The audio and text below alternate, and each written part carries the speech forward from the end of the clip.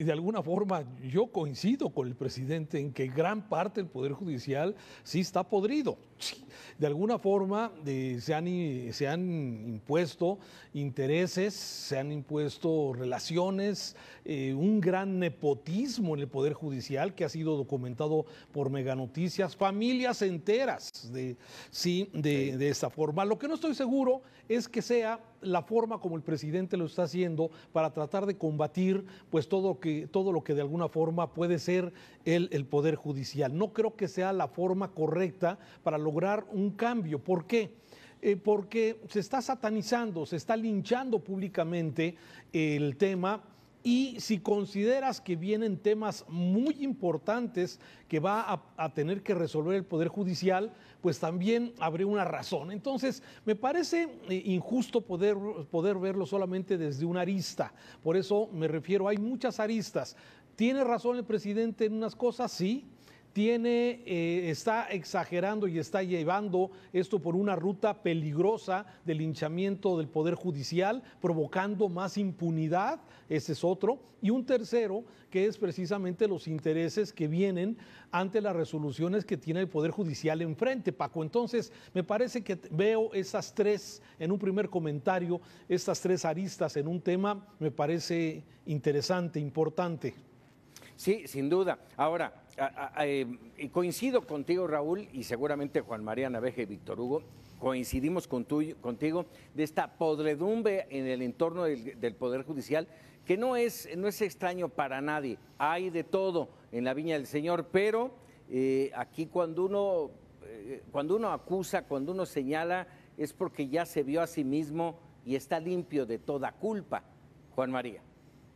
Como decían los muchachos hasta hace poco, mi querido Paco, hola, pero si estamos viendo cómo están las cosas en el Ejecutivo, no es precisamente quien tenga la cola cortita para hablar. Así es. Nada más hay que ver la primera plana del Universal hoy para darnos cuenta de que no está libre de esa corrupción, de esa podredumbre, el Ejecutivo Federal. La verdad es que la prima Felipe Bartlett, el del Seguro Social, Irma Heréndira, podríamos sacar una larga lista que no le da al Ejecutivo para esto. Y Legislativo, ¿qué esperan? Lo que sucedió nada más hoy, para no ir más lejos, hoy con el estar queriendo modificar el asunto de la revocación de mandato, que ahora la quieren hacer ratificación. O sea, los tres poderes están en esas condiciones. López Obrador llegó a la presidencia de la República precisamente hablando de la corrupción. Pero fíjense, compañeros, un detalle. Las cosas han cambiado del 7 de junio para acá y de una manera muy importante porque la reacción de Saldívar, la reacción del tribunal da la impresión de que ya le perdieron el miedo. Da la impresión de que se dieron cuenta de que son un poder aparte y de que pueden actuar con contundencia. Ahora vamos a la memoria histórica. El presidente estaba feliz con José Luis Vargas como presidente del Tribunal Electoral. ¿Por qué? Pues porque le hizo pasar todo lo de aquel fideicomiso de Morena que todos sabíamos que fue una porquería. Sí, él estaba encantado. En la medida en que le tumban a su carta del Tribunal Electoral, entonces ya no le gustó absolutamente nada, pero por lo tanto yo subrayaría eso, estar criticando a otro poder que es autónomo, me parece que es un despropósito. Sí, ahora voy a aprovechar que tocaste, Juan María, el tema del Tribunal Electoral, porque también ha atacado insistentemente a ese tribunal y al Instituto Nacional Electoral con una reforma electoral que de entrada pretende limpiar, quitar a todos los consejeros y ministros de estas instituciones para acabar con ellos. Déjenme rápidamente nada más, porque me quedé esta mañana con esta sensación interesante de una columna que escribió hoy Ricardo Rafael y que se llama Podredumbre, justamente. Y la parte final dice: decretar la podredumbre generalizada no es una fórmula para la reforma de lo que no sirve, sino un llamado para encender la hoguera y quemar todo cuanto existe, Víctor. Bueno, es el lenguaje del presidente y es el estilo personal de gobernar que nos ha demostrado a lo largo de estos últimos años, de estos 2 años, o ya para 3 tal vez. Pero yo creo que no hay que perder de vista algo y creo que es correcto. Primero, dentro de las cuestiones que, como bien dice Raúl, son aristas, está el asunto de que finalmente es un poder opinando de otro poder, poderes que en teoría son autónomos e independientes. Ese podría ser un señalamiento en un primer comentario. Pero por otro lado, yo creo que sí queda claro que el Poder Judicial actualmente en este país sí nos deja mucho que deber, ¿eh? Claro. No solo es la Suprema Corte de Justicia, no solo es el Consejo de la Judicatura, no es el Tribunal Colegiado, los tribunales electorales o los tribunales unitarios. La justicia en este país, hay que aceptarlo, es una vergüenza. No es de una ahora. vergüenza por donde lo veamos. Son cotos de poder, lugares oscuros, donde entre ellos se sancionan, se corrigen, se cubren y se protegen. Tenemos 30 años solo en el poder electoral, en el Tribunal Federal, donde hemos visto una serie de decisiones que han generado, entre otros te diré, una larga lista de gobernantes que podrán ser legales, pero no legítimos. Dime cuántas veces ha fallado en contra de una decisión de una elección sucia y fraudulenta, como las hemos visto. Hemos visto infinidad de procesos electorales donde lo que corre es el dinero, la corrupción, los cochupos, todo, y aún así han estado ciegos ante estas decisiones. Sí creo que urge una limpia de fondo, pero veo un problema también. Mientras estas instancias sean cotos de poder o cuotas de poder de los partidos políticos y de los políticos, no vamos a poder esperar una limpieza de fondo. Coincido contigo, y esto me hace recordar lo que insistentemente Raúl lo ha mencionado aquí varias veces. Yo voté por Andrés Manuel y decía yo, este país requiere de una sacudida por la corrupción, por la impunidad, por una serie de situaciones que se han venido dando a lo largo de la historia, al menos la que a mí me ha tocado. Pero el tema es si son las formas. Pero ya te perdonamos, Paco. Sí. Sí, te agradezco mucho, Juan María. Bueno, todos nos equivocamos en la vida. Se equivoca, ¿no? Víctor, ¿eh? Bueno, ahí está. A ver, aquí el tema es, sí hace falta darle una buena limpieza al Poder Judicial, pero no son las formas. Hay formas mucho más transparentes, mucho más tersas y efectivas que nos llevarían a un cambio real. Pero además, si estamos buscando quitarle el poder a esos partidos para tomarlo yo, pues ya las cosas no funcionan igual. No sé qué piensen. ¿Quién le entra? A ver, ese es el tema, Paco. Yo creo que has puesto el punto sobre las IES. El tema no es exactamente un combate, bueno, pienso, de alguna forma es mi punto de vista, sí, exactamente un combate contra la corrupción o contra el nepotismo o contra un poder podrido. Me parece que es la intención de simplemente cambiar los hombres. ¿Qué es lo que ha sucedido en estos 2 años y medio y más de esta administración? Lamentablemente las cosas siguen exactamente igual, son los mismos personajes del pasado reciclados, muchos de ellos con las mismas mañas o peor, quizás ya con más colmillo, sí, que antes. Y esto de alguna forma, sí, a ver, pero el tema es cuándo se tiene que empezar, porque el Poder Judicial también hay que recordar, es una gran familia, son grandes familias que se han apoderado de esto y que en colusión con partidos políticos, ¿sí? Es como logran ir nombrando magistrados, ministros, jueces, y entonces, digamos, es una misma camada de políticos que están en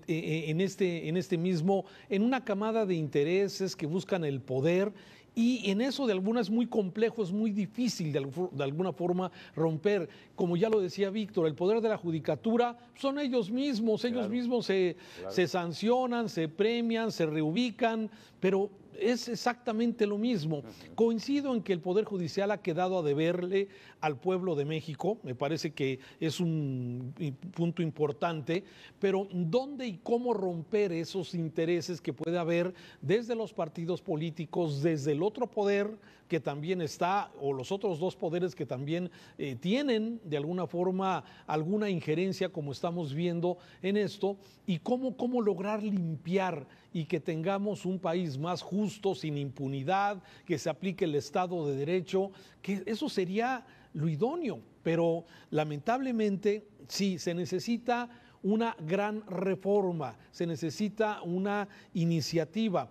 Aquí la pregunta es si realmente esto que se está generando desde el atril presidencial, este linchamiento contra el Poder Judicial, que si bien tiene poco que defenderse, me parece que la forma de hacerlo no nos va a llevar a nada nuevo, a nada positivo. Ese es mi punto de vista.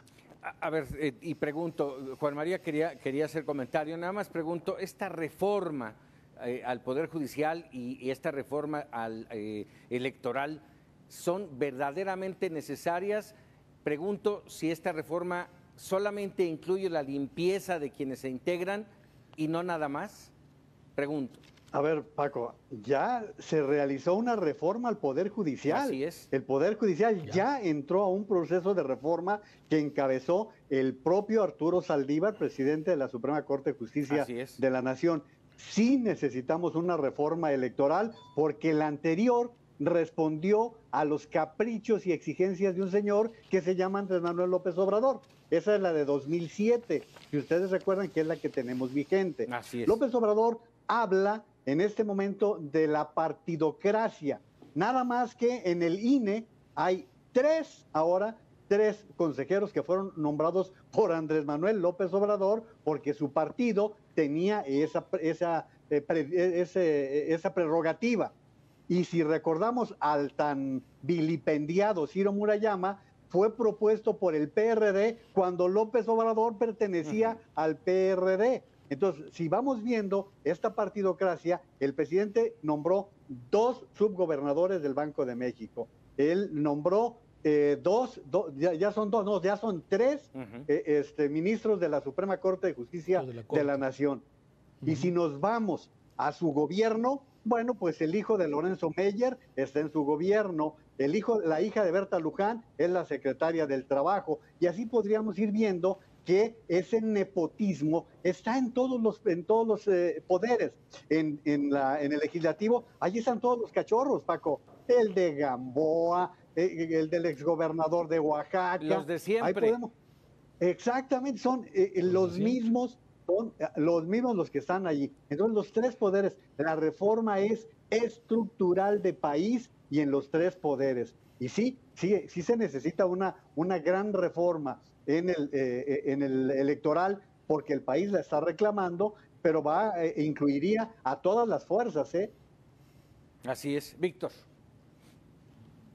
Es que yo creo que el punto base de todo esto es el desprestigio por el que atraviesa nuestro sistema político, principalmente no solo de una clase política que no ha estado también al servicio del país. Estoy generalizando y sé que sería un error, es un error tal vez, pero si lo vemos ya desde una perspectiva ciudadana, el ciudadano está muy decepcionado de los partidos políticos, de los políticos, está decepcionado de los procesos electorales, está decepcionado de sus gobernadores. Estoy generalizando, estoy consciente de eso.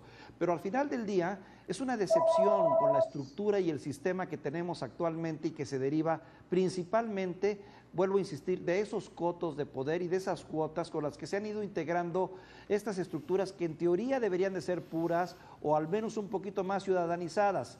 Claro, uno se pregunta, bueno, ¿y de dónde van a salir si no es de todas de dónde van a salir sus integrantes si no es precisamente dinastías, de toda esta cama de políticos y de intereses? Bueno, sí tenemos que romper eso. Sigo pensando, pero no sé exactamente cómo, sería un error decirlo, pero que hay que encontrar el modo de ciudadanizar estas estructuras, de ponerlas al servicio de la sociedad, de darles garantía de que quienes están ahí están por encima de los partidos políticos y de la clase política. Solo así se puede lograr credibilidad. De lo contrario, vamos a repetir el mismo proceso. Ahora es Morena, al rato va a ser el PRI, al rato va a ser, el PRI, al rato va a ser el PAN, al rato va a ser otro partido, quienes vayan acomodando a su gente, y va a ser la historia de nunca acabar. Pues un poco lo que pasó con el IFE de Goldenberg, ¿no? Raúl. Oye, a ver, yo creo que sí, yo creo que vale la pena hacer esa gran diferenciación en lo que estás mencionando. Por un lado, el Poder Judicial, que me parece que el reto que tiene por delante es de la definición de muchos temas que están hoy pendientes, iniciativas que se han lanzado y que el Poder Judicial va a tener de alguna forma que definir en esto, por un lado. Pero por otro lado, en la temporada electoral, ustedes, y lo recuerdo muy bien, Paco, contigo, con Juan María, con Víctor, sí, todos coincidíamos en que se necesitaba una reforma electoral. Y voy a mencionar nada más algunos de los temas. Por ejemplo, el tema del financiamiento. Importante revisar el financiamiento, cómo, por qué se permite financiamiento privado o no, hasta dónde. O sea, el tema del financiamiento me parece que es un gran tema que hay que lograr los consensos, Raúl, y desde luego una gran reforma para esto. Sí. Cada vez que hay un proceso electoral se hacen estas reformas, cada vez encontramos nuevas, ponemos candados y cada vez los partidos encuentran la manera de violentarlos. Y cada vez es el mismo cuento. Bueno, y hacemos reforma luego de cada elección y cada elección encuentran el modo de engañarnos. Perdón. Sí, pero a ver, es que lo que se tiene que modificar es la ley. Sí, yo sé que los partidos hacen todo. A ver, el Partido Verde, dime qué no ha hecho para hacer trampa a lo largo de su historia. Y las sanciones que recibe este partido, me parece, son insuficientes. Pero, a ver, financiamiento. El tema de fiscalización, mi pregunta es si el INE tiene la capacidad para hacer una correcta fiscalización. Otro tema pendiente donde no se sabe, y ahí está el caso de Nuevo León, por ejemplo, ¿sí? Donde no se tiene claridad cómo llegó ese dinero, cómo se destinó el dinero a la campaña de los candidatos. Tenemos el tema también del voto electrónico. El futuro de la jornada electoral tiene que ser eso, la duplicidad que hay entre el INE y las OPLES, los que vivimos en el interior del país, ¿sí? Vemos que se está de alguna forma duplicando parte de esas responsabilidades entre OPLES y el INE. Y desde luego también el financiamiento. Se les financia a los partidos desde el gobierno federal o digamos desde el INE, y luego en los estados otro sablazo, sí, para las finanzas públicas de México. Raúl, es un asunto de dinero siempre. ¿Y sabes por qué no hay los cambios? Porque esos dineros son públicos, porque no les duele. Les ponemos sanciones y les da lo mismo que les cobres 1 millón que 20 millones. ¿Sabes por qué? Porque no los pagan ellos. No, ellos déjate de eso. Lo pagan con dinero público. Déjate de eso, Víctor. Además de que estas sanciones son a posteriori, ¿sí? Ya el efecto de la trampa ya se cumplió. Lo tengo contabilizado en mis pérdidas. Ya sé que voy a perder millones, pero cumplí mi objetivo. Ahí también tiene que haber un cambio. Por eso dicen, Paco, si en política el problema es dinero, no es problema, porque todo lo quieren arreglar con dinero. Y si el dinero no es tuyo, mejor. Y por si fuera poco, pues nos está faltando un gran tema, que es el blanqueo de fondos por los partidos políticos. Porque hay campañas en las que vemos dinero sucio que rebasa inclusive lo que se está autorizado por parte del Instituto Nacional Electoral. Este es un gran tema porque no nada más es el dinero, sino el riesgo que estamos corriendo. Exacto, el riesgo que estamos corriendo es en convertir en un narcoestado a México. Esto que la semana pasada Héctor de Mauleón con puntualidad detallaba lo que ocurrió entre AOME y los Mochis, nos deja con un pésimo sabor de boca de que, pues eso no es nuevo. Víctor, ustedes en Coahuila con los Moreira, ¿cuántas cosas vieron? Y que todavía con Riquelme pudiera repetirse con toda esta situación. Y si vamos a otros estados de la República, se replica. Y Raúl, hasta para dar risa lo que acaba de suceder con los dos partidos de Jalisco, que les llega la cantidad que pueden recibir y se asustaron estos dos nuevos partidos. Y además Michoacán, a ver, se asustaron. Sí. A ver, imagínate para el buen Pedro Kumamoto, buen muchacho, y tengo claro que va a ser un gran político en el futuro, sí, pero a ver, su planteamiento original era hacer política sin dinero, y ahora resulta que su partido sí, recibe cantidades importantes de millones en Jalisco. Entonces, bueno, me parece que hay mucho que hacer. Por eso yo quería diferenciar entre el Poder Judicial, que tiene su propia problemática, tiene su visión, tendrá que caminar hacia los temas que tienen que resolver urgentemente, y el otro, el tema electoral. Para mí es impostergable también el tema de los consejeros. ¿Cuántos consejeros debe tener el INE? ¿Cuánto nos debe de costar un consejero? ¿Cuánto debemos de dedicarle de recursos al tema de la política, sin dejar a un lado lo importante que es tener instituciones confiables, instituciones que garanticen el voto libre, el voto definido del ciudadano, y desde luego que haya pues elecciones confiables, ¿no? Entonces son retos importantes que tiene Raúl, ¿de dónde viene? la reforma electoral. Y en el tema de los magistrados del tribunal, si el presidente deben irse todos, pues sí, a lo mejor tendrían que irse todos, pero el tema es quién va a llegar y a qué. Eso me parece que es importante hacia adelante. ¿De dónde va a llegar? El punto es de dónde va a llegar, porque si va a llegar también como cuota de un partido, como cuota del Verde o como cuota del PRI o del PAN, volvemos al mismo asunto. O cuota de Morena, exactamente igual. Al final del día, por más que quiera o llegue un personaje limpio, que quiera hacer las cosas bien, termina metido en esa estructura que lo corrompe de manera natural. Claro.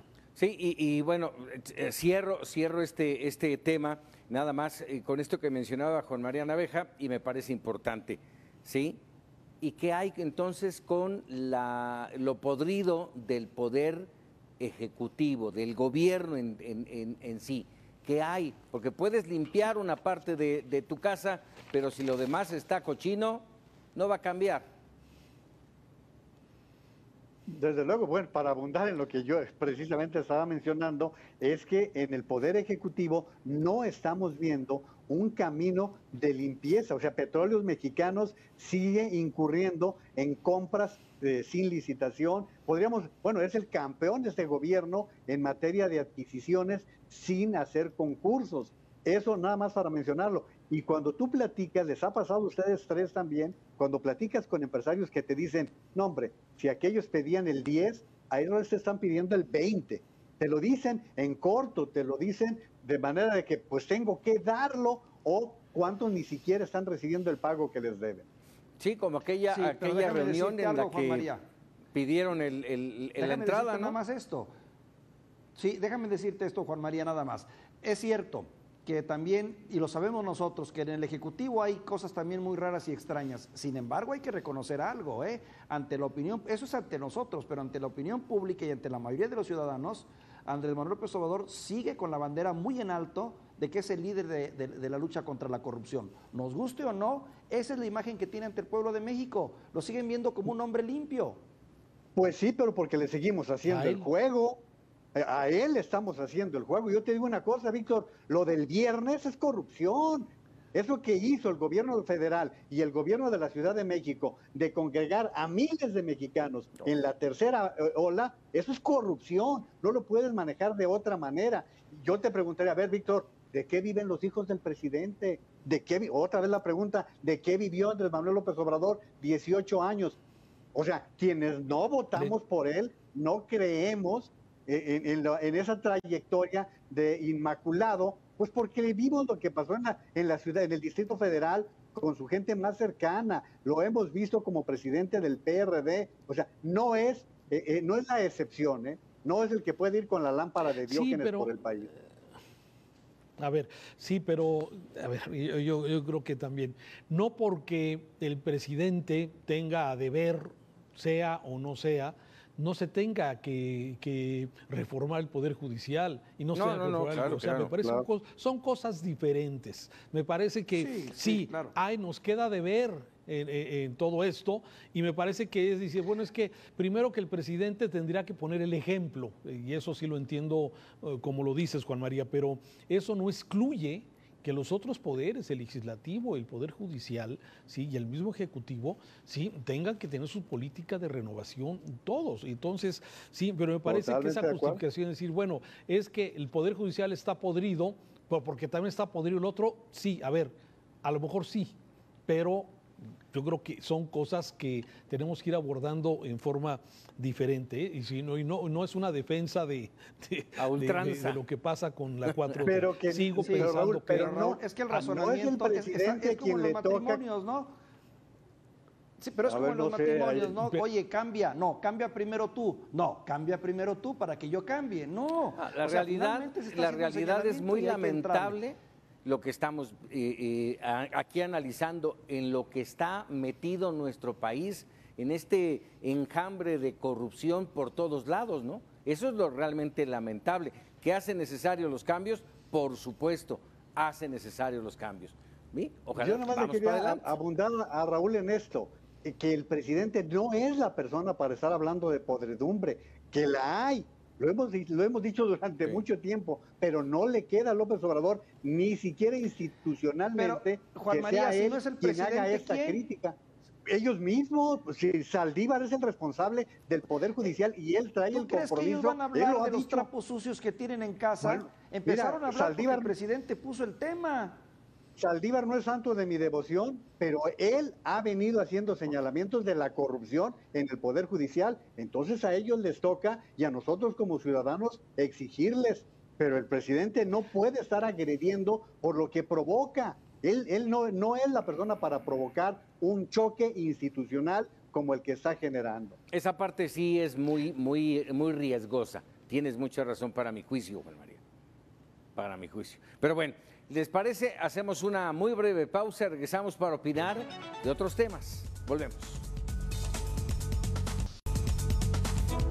Ya estamos de regreso para opinar y pongo sobre la mesa otro tema interesante. Esta mañana, revisando algunas columnas, me topé con, y bueno, gracias a Raúl Frías que me hizo favor de enviármela, la de Carlos Ursúa en el Universal, titulada Las desastrosas políticas de salud, en la que, como ya es costumbre, el exsecretario de Hacienda de esta administración, el primero de los tres que han pasado por esta secretaría, el primero, y además renunció,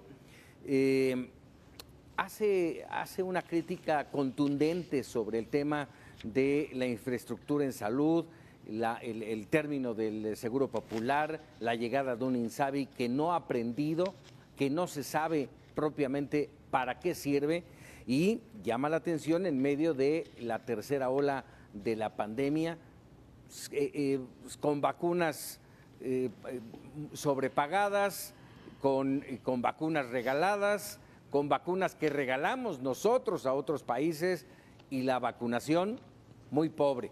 Inicio contigo, Juan María. Tenemos un problema del sistema de salud muy serio, Paco. No solamente en el tema de tercera ola, en términos generales, lo que está pasando con la gente que tiene enfermedades preexistentes y que luego lo tenemos que trasladar a los millones de mexicanos que no tienen cobertura ni de Seguro Social, ni de ISSSTE, ni de Fuerzas Armadas, ni de universidades, no tienen una cobertura que les permita. 35.7 millones de mexicanos no tienen en este momento ninguna cobertura de salud. Y ahí está una gran cantidad de personas que tienen que dializarse, que tienen que consumir medicamentos que deben de comprar ellos, y así sucesivamente podríamos hablar de toda la problemática del sector salud.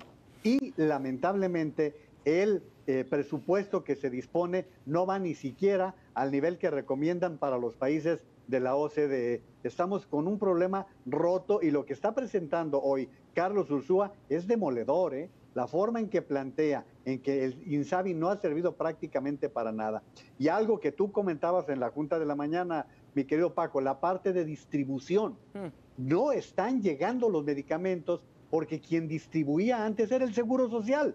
Era el que se encargaba de hacer las compras consolidadas y luego hacer la distribución. Lamentablemente no está llegando, estamos ante circunstancias muy difíciles y no parece que vaya a haber remedio para poder arreglar este problema del sistema de salud en el país. No hay quien distribuya de entrada y ese es el punto central, porque cómo hacer llegar a los lugares más recónditos de este país las medicinas, si es que las hay.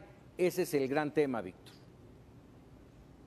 Definitivamente ese es sí, claro que es un problema grave, sobre todo porque, mira, resultado de que este país se transforma cada 6 años es eso, precisamente. Sí. Quien llega cree que va a hacer las cosas mejor y no aprovecha o no utiliza los recursos, la formación de personal, las estructuras hechas. En lugar de sumar y construir sobre ellas, es un afán de destruir y borrar y volver a empezar de cero. Es el ejemplo de la cuestión de la medicina. Había un grupo de gente, bien o mal, capacitada, había expertis, había oficio, había, bien o mal, había ya un camino recorrido que a lo más lo que se debería de haber pedido es perfeccionarlo, limpiarlo de la corrupción, que ciertamente no estaba exento, y seguir sobre la marcha. Pero optaron por borrar todo, no tenían en cuenta la pandemia, que para mí fue un factor fundamental. Se atraviesa la pandemia y francamente no deja consolidarse un proyecto que teóricamente estaba bien intencionado, tenía buenas intenciones, pero pues bueno, como dicen, ¿no? El camino al infierno está empedrado de buenas intenciones y ha quedado en eso, en buenas intenciones. Lamentable lo que está pasando en el sector salud y por otro lado también la gente que le ha fallado al presidente, caray. Hay personajes que francamente no han hecho bien su trabajo y que más se han dedicado a tratar de esconder la mugre y esconder los problemas. Pero ¿por qué lo sostiene, Víctor? ¿Por qué sostiene al Alcocer? ¿Por qué sostiene a López Obrador? Esa es responsabilidad del presidente. Bueno, imagínate que ahorita A López Gatell. No, bueno. Sí, a López Gatell. López Gatell. Sí, sí, iba a estar difícil. Pero a ver, a ver, el sistema de salud en México, como bien lo han señalado, yo creo que viene con carencias desde hace muchos años. Yo recuerdo antes de la pandemia, sexenio anterior, el de Calderón, el de Fox, el de Peña Nieto, sí, el sistema de salud nunca ha podido dar una respuesta eficiente, eficaz, de calidad a los derechohabientes. No lo ha podido. Ustedes recordarán reportajes de personas que lograban llegar al... Déjame terminar. A ver, 40... ¿sí? Personas... Adelante, Raúl. Sí, a ver, personas que de alguna forma sí tenían que llegar al especialista, podían tardar 3, 4 meses para llegar al especialista. Así era todavía en los sexenios anteriores, ¿sí?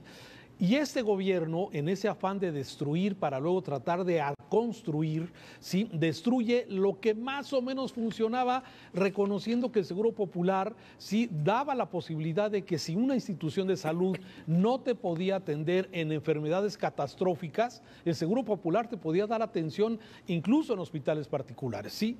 Y esto fue lo que en este gobierno que destruye para luego construir sucedió. Y este fue el nacimiento, la desaparición del Seguro Popular, que sí había corrupción. Aquí documentamos operaciones estéticas que se hicieron a cuenta del Seguro Popular, y esto hay que reconocerlo, pero más que bien funcionaba. ¿Por qué no corregir en lugar de desaparecer?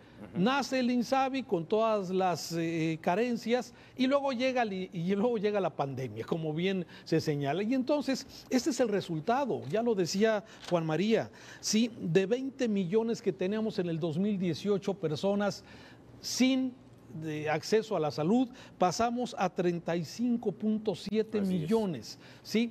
Se ha multiplicado, y esto si le sumas el tema de que no hay medicamentos, que ya las mentiras que nos dicen, y luego por ejemplo, vacunas del tétano en muchas partes del país no existen, no hay por ningún lado. Y esto de alguna forma se suma a toda esta tragedia de un sistema de salud. Y termino simplemente con el dato que encontramos hoy en esta encuesta que se llama... Ahorita te digo cómo se llama, encuesta de salud y nutrición de la Secretaría de Salud, que publica el número de familias que han pasado a buscar, le tienen que dedicar más recursos para la medicina privada. Un 36% ha tenido que acudir con el doctor privado, con las farmacias y los consultorios privados, un 19%. Y de alguna forma el Seguro Social, el ISSSTE y el sector salud han visto reducida su demanda porque tienen que atender COVID, tienen que atender también estas enfermedades, y está perdiendo la sociedad mexicana. Es lo que quería decir. Perdón. No hay dinero y no hay medicamentos y no hay vacunas. Víctor, querías comentar algo. Sí, bueno, básicamente lo que dice Raúl es correcto en esencia, nada más quería yo hacer la acotación que si nos vamos a tiempos estamos hablando de 40 años de olvido. Eso se ha dicho, que el sector salud ha tenido ese periodo de olvido y de retraso porque administraciones vinieron y fueron en este periodo y deshicieron. Deshicieron una de las instituciones más importantes. Es ahí donde donde difiero contigo, Raúl. El Seguro Social fue columna vertebral en el desarrollo de este país. Tal vez en la década de los 40, 50, 60, en el que surgió como una gran idea y se convirtió en un modelo a seguir en el mundo entero. Se crearon instituciones muy interesantes, doctores muy capaces y un servicio médico estupendo y extraordinario. Lástima que duró poco, porque llegó toda una camada de políticos que empezaron a hacer... Pero además fue sobrepasado, sí, a ver, espérame, por alusiones personales, Paco, déjame, a ver, sí, yo nunca mencioné que, gracias al Instituto Mexicano del Seguro Social, gracias al instituto, hay muchas familias que tienen acceso a la salud, ¿sí? Es una gran institución, ¿sí? Hay una sobredemanda en el Seguro Social que lo hizo de alguna forma ser ineficiente, ¿sí? En este tipo de atención. Pero, a ver, sigo pensando que si no hubiera Seguro Social, la situación del estado de salud y del acceso a la salud de muchas familias estaríamos en condiciones mucho peor.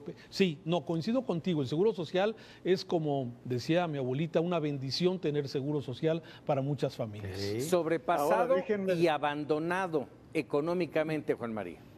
Déjenme tirar mi cuarto de bastos. ¿Por qué? Porque yo sí tengo el recuerdo de que el Seguro Social, que se crea por allá por los años 60, llegó a tener teatros, centros vacacionales, equipos de fútbol. Se acabaron el dinero que estaba entrando fresco, porque éramos una sociedad muy joven, y que ahora hay que buscar de dónde para poder pagar las pensiones. Sí, el Seguro Social es una maravilla, porque yo creo que los cuatro que estamos aquí hemos pasado por el Seguro Social en un momento determinado y nos hemos encontrado con un personal de primer orden, pero también es una institución que a lo largo de su historia ha tenido situaciones muy complicadas. Y aquí también añadiría que sí hay cosas buenas. Éramos uno de los mejores países para vacunar y no se aprovechó toda esa infraestructura para los tiempos de la pandemia.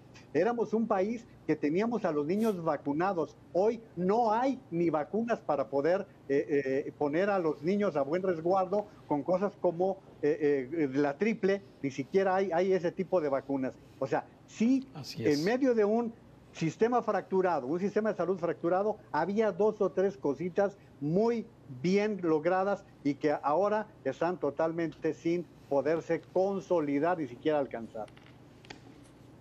Bueno, pues el panorama es triste, ¿no?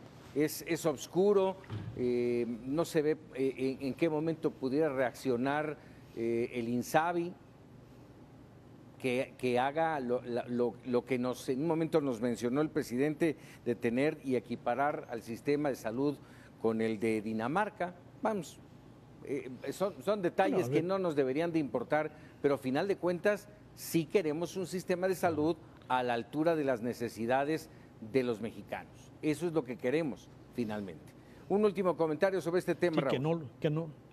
Que no lo es, ¿eh? O sea, no estamos a la altura. No. El tema de las vacunas me parece que es una tragedia como se ha manejado, ¿sí? El que no se sepan dónde están, y estamos hablando del regreso a clases con un 22% los mexicanos vacunados y tenemos 18 millones de vacunas que no se sabe dónde están, o si a lo mejor alguien sí sabe, y bueno, pues sin una estrategia específica, clara, sí, de parte del gobierno federal en medio de esta tercera ola de la pandemia que está poniendo pues en graves aprietos a los esquemas de salud de muchos países, y México no va a ser la excepción, lamentablemente. Nada más ahí acotando lo que tú dices, Raúl, imaginemos cómo vamos a terminar el sábado, viernes y sábado del conteo de contagios.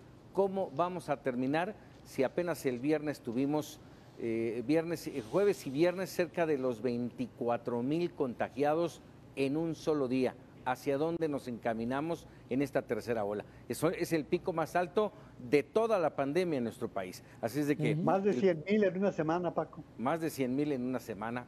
Triste. Sí, adelante. Paco, y dar este dato, Paco, que creo que es importante. La encuesta nacional de ingresos de gastos de los hogares del 2020 explica que los ingresos de los mexicanos, que en promedio andan en el orden de una persona que trabaja, que tiene un trabajo formal, en el orden de los 17,000 pesos al mes, el 44.8%, casi el 45%, se está dedicando a la compra de medicinas y tratamientos médicos. Sí, gastos en salud.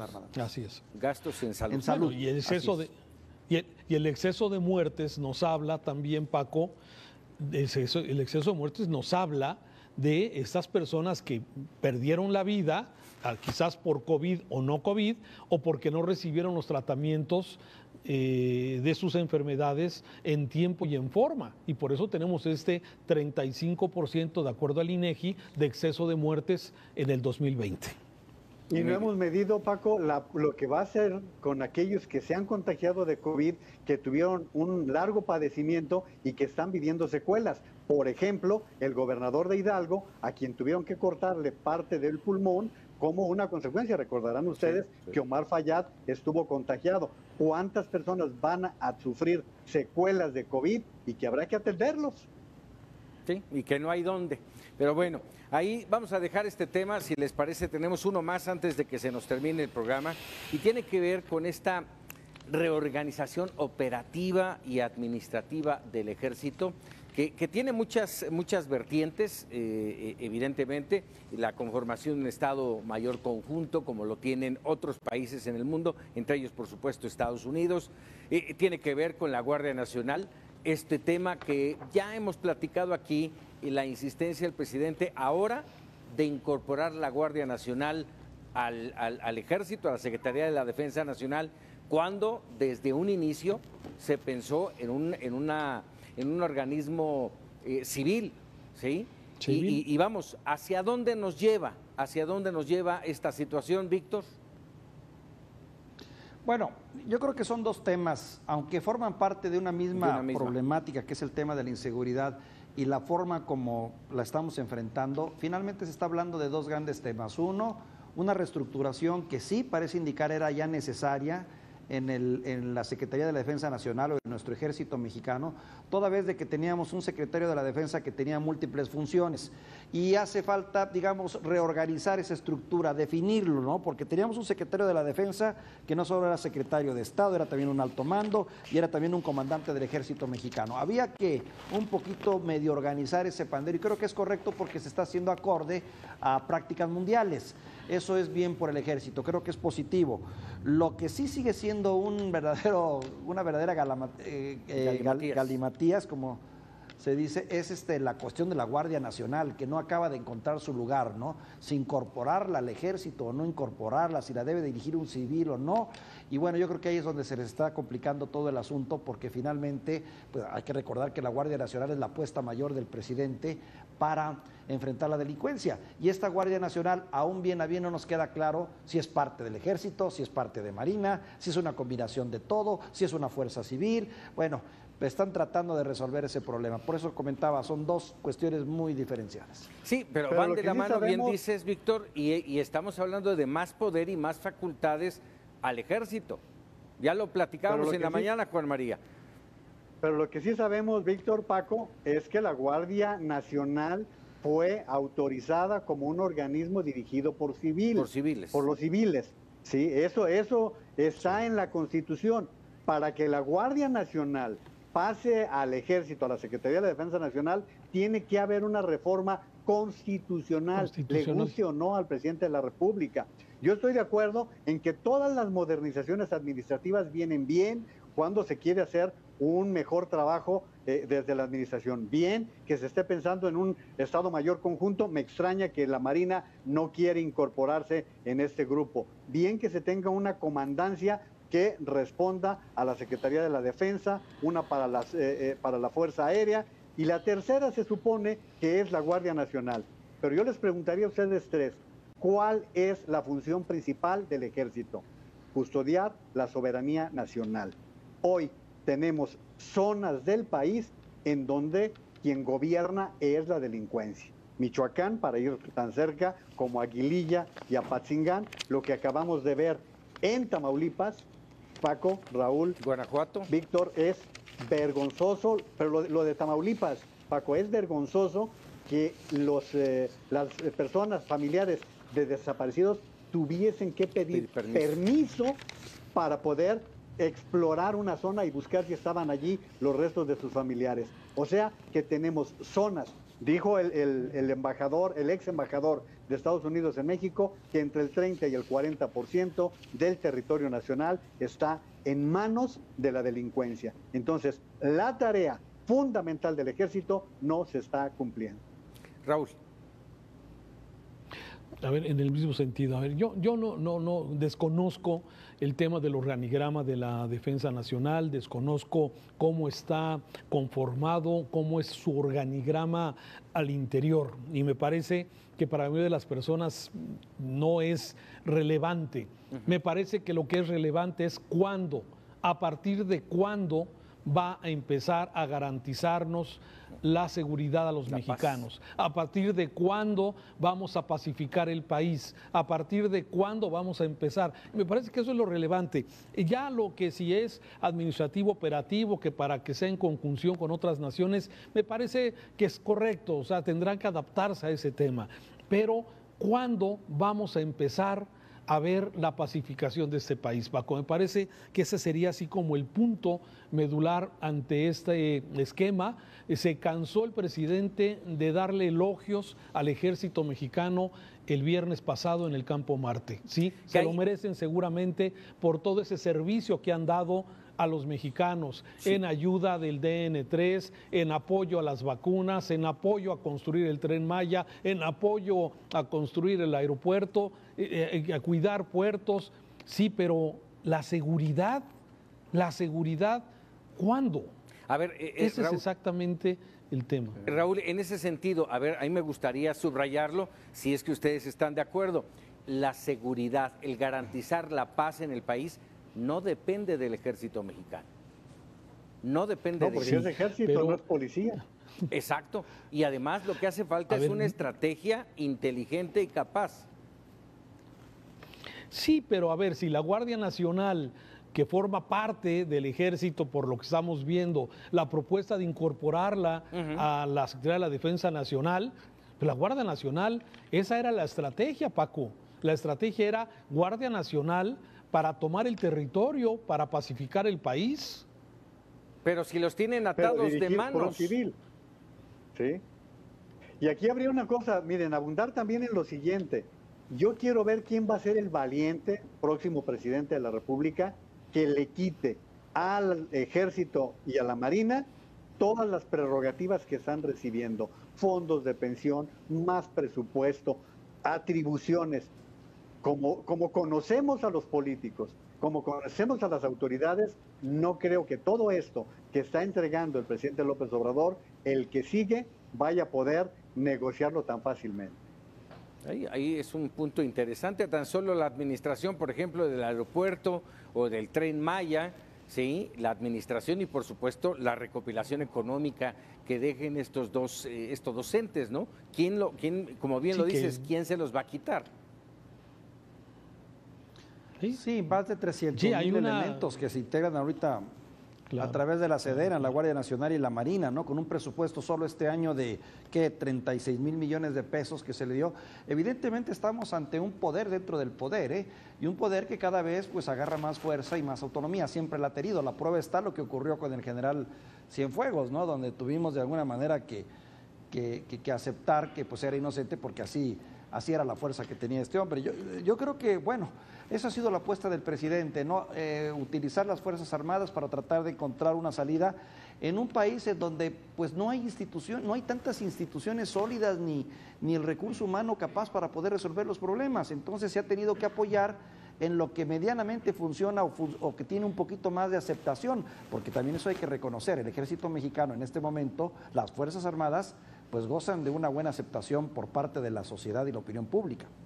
¿A qué le deberíamos, déjenme preguntarlo así, a qué deberíamos tenerle miedo a esta situación que justamente menciona?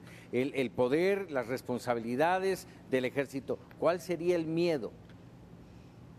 Perdón, La militarización y lo que ha ocurrido en América Latina en años anteriores. La experiencia de América Latina es una experiencia muy dolorosa y siempre es un factor de riesgo. Raúl. Sí, ha tomado relevancia sus actividades en todas las actividades, digamos, sociales. Bueno, ya hasta el secretario de la Marina critica también a los funcionarios corruptos. O sea, también tienen injerencia directamente ya en la política. Sí, me parece que ese sería básicamente el riesgo que pudiera existir, ¿no? El darles tanto poder que luego sí va a ser complicado volver a esquemas como los que tenían, pero también entiendo que el presidente no ha encontrado otras instituciones confiables en quien echar mano, disponer como a él le gusta, sí, a pie juntillas, que se hagan las cosas como él quiere. Entonces, me parece que pues el ejército queda muy ad hoc para el presidente y desde luego su visión para irle implementando en migración y en todas las cuestiones que ya hemos mencionado. Un último punto sobre esto, Juanma. Fíjense, sin embargo, hoy, ¿cómo vamos a saber quiénes en la Guardia Nacional eran policías federales, cuántos eran militares que no están a gusto con que los tengan en la Guardia Nacional y por eso están buscando que se incorpore al ejército la Guardia Nacional para poder satisfacer? Y les preguntaría a ustedes, eran 40,000 elementos de la Policía Federal, ¿dónde están? ¿A qué se dedican? Todo eso, por lo que hablaba Raúl, aquí lo importante es la seguridad. Lo que estamos reclamando los mexicanos es vivir en paz. Y sabemos toda esta información que se ve muy suelta, porque yo lo que sé o lo que entiendo es que la mayoría de los elementos de la Guardia Nacional son militares o marinos, bueno, también los marinos son militares, tanto de la Sedena como de Marina, que han sido incorporados a la Guardia Nacional. Pues vamos a hacer una muy breve pausa, si les parece, regresamos para opinar.